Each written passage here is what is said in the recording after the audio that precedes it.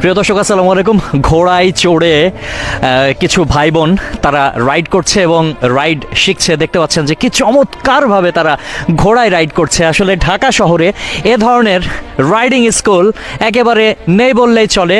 আপনি যেহেতু ভিডিওটি দেখছেন, এ ধরনের রাইডিং স্কুল আপনিও সম্ভবত প্রথম দেখছেন এবং চমৎকারভাবে ঘোড় দৌড় হচ্ছে, একটা ছোট মিনি দৌড় হচ্ছে রাউন্ড করে, এবং ঘোড়াগুলো কিন্তু কথা শোনে, তারা চমৎকারভাবে কথা শুনছে। এই যে সীমানা দেওয়া রয়েছে, এই সীমানার বাইরে কিন্তু তারা মানে থাকবে, সীমানার ভেতরে তারা কখনোই আসবে না এভাবে। এবং খুবই সুশৃঙ্খলভাবে মনে হচ্ছে যে দিরিলিস গুলের 1 2 3 4 5 জন যোদ্ধা তারা রাইডে চড়েছে, এরকমই মনে হচ্ছে, মানে হাইপটা এমন।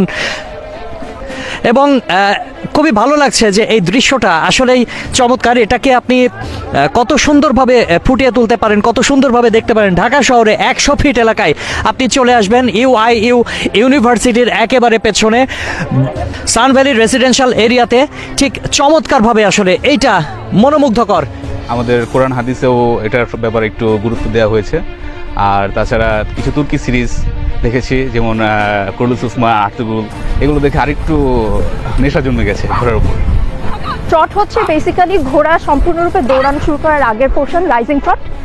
তো এটার পরে ঘোড়া মোটামুটি ক্যান্টারিংয়ের জন্য রেডি হয়ে যায়। তারপরে ক্যান্টারের জন্য নোটিফাই করলেই ও ক্যান্টার শুরু করে। না, আমি শুধুমাত্র শখের বসেই শিখছি এখনো।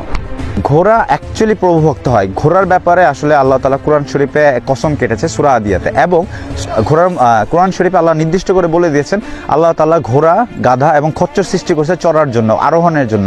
সো এই জিনিসটা বা এই প্রাণীটা আল্লাহ তাআলার সৃষ্টি, যেটা হচ্ছে মানুষের উপকারের জন্য আসছে।